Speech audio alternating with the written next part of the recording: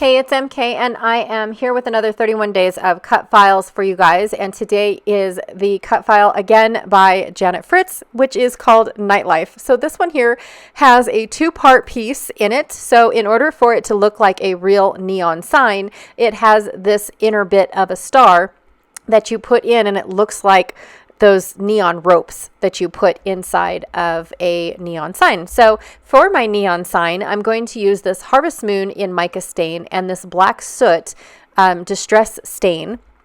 And then, of course, this white piece of paper to color my nightlife. I also have these super fun photos of Janet, myself, Sandy, and Anne-Marie all playing skee ball, I think is what it's called.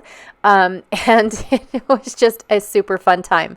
So from my Disney collection that I happen to have, I've got all these really fun tickets from Simple Stories Family Fun collection from Just Not for Boys. I have this Game On title. I have it in blue and in green, but I'm just not sure which one I want to use as of yet because there's a lot of green and blue in the photos as well. From Cartabella, I have these frames and tags from Family Nite. I was thinking of using a few of them, but I'm just not sure of which ones I was going to use. There's a few words and things like that here that will definitely help, but it's more for board games than it is for games. And then from Photoplay, I have the Gamer die cut pack, and I thought this was super fun. It's got a bunch of level ups and another level up that's green, the play buttons that are in green. I just really thought that this would be super fun.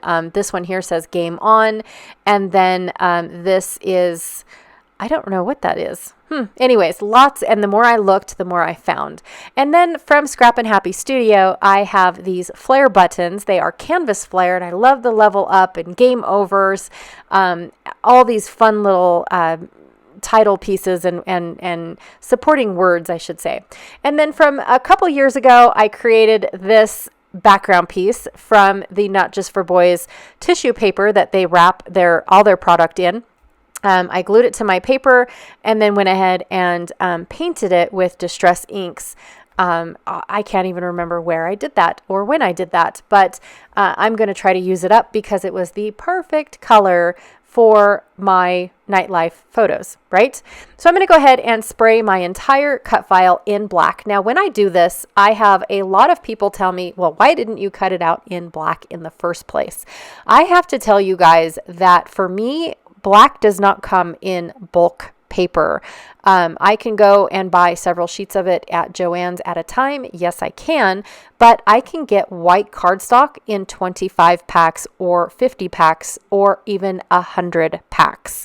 And they are a lot cheaper than black. And when I have so many sprays available at my disposal, I think I'm going to use the sprays. They're a lot more efficient. I can get a lot more out of them instead of using the cardstock. And then for the yellow, why I did not use yellow cardstock is because I really wanted that neon glow that this mica spray gives to me. So that is my excuse on why I am doing what I'm doing. So now that everything is nice and dry, I'm going to glue my black to my yellow, all from a white piece of cardstock. And so far, I am loving how it looks. I am just so giddy when things come to, what does Janet say, fruition? After you've had an idea in your brain. And I know when I was cutting this that I wanted yellow neon lights. And at first I thought, well, then the cardstock or the cut file needs to be yellow, and then the back needs to be black. And I mean, I was racking my brain at which part needed to be yellow because I wasn't really sure. And then I decided that I will do the way that I did it. And if it's wrong, then it's wrong, but it still looks really good to me. All right, so I took an X-Acto knife and cut out all of the pieces that needed to be gutted out. I didn't know any other way to do this for this specific type of cut file. Could I have done the star all by itself? Yes. Could I have done nightlife all by itself, or the word night all by itself? Yes. It definitely would have been easier than doing it the way that I am doing it, but in all honesty, I think it would have made the cut file weaker because it wouldn't have been all glued down at once. I would have been working with just a really thick piece of Nite, just a really thick piece of Life, and I would not have had this whole panel to support the cut file. So that's why I chose, another reason why I chose to do it this specific way. So I'm going to go ahead and just fussy cut. I decided to leave all of this in because a lot of people do the tracing method, and they trace it and then they cut out just a hair underneath their trace line. And they go about fussy cutting it off of the cut file and then gluing it back onto the cut file. I prefer doing it this way because I feel like for one, I don't have to do it twice. I feel like drawing it out is one step, and then fussy cutting it out is a second step. And I skip out the drawing part and just do the cutting part. So that way I save just a little bit of time. And when I do cut my cut files, I cut at a slight angle. So that way my paper, the yellow paper, is slightly away from the edge and not directly up and down, and the potential to see it underneath. So anyways, that's just how I back a cut file. I know everybody has their own personal preferences. Some people will take the file to the Cricut and actually create an offset and create a back piece for it that way. So every way that you want to back a cut file is acceptable. So all of my photos are a 4x6. I did limit them. I had at one point in time 6 photos, and I limited it down to 4 photos. I've got 2 of Janet and Sandy, and then I have 2 of me and Anne Marie. So I am super, like I said, this just made me so much. It made me so happy. So first I thought I was going to make them into 4s like this. And so that's how I'm thinking about having it. And then I decided that I was going to take all my pieces out and put them in this little tray of 3. So that way I can have my bulky pieces in one and my die cut pieces in another, and be able to sort through them and sift through them and make an executive decision of which ones I want to put on my page.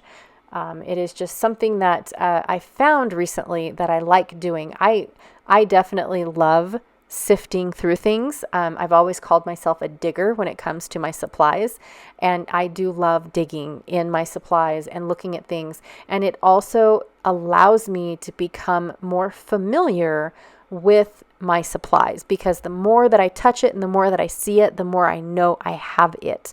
And so when I'm doing layouts like this, I like having all my pieces in a tray, and I can touch them and then go through them and realize, okay, I have this piece, and it's in the back of my brain, filed away in the memory cabinet. But for this one in particular, I'm going to just go through which pieces I want and put all the rest of the pieces away. I did not need any red pieces whatsoever or anything like that.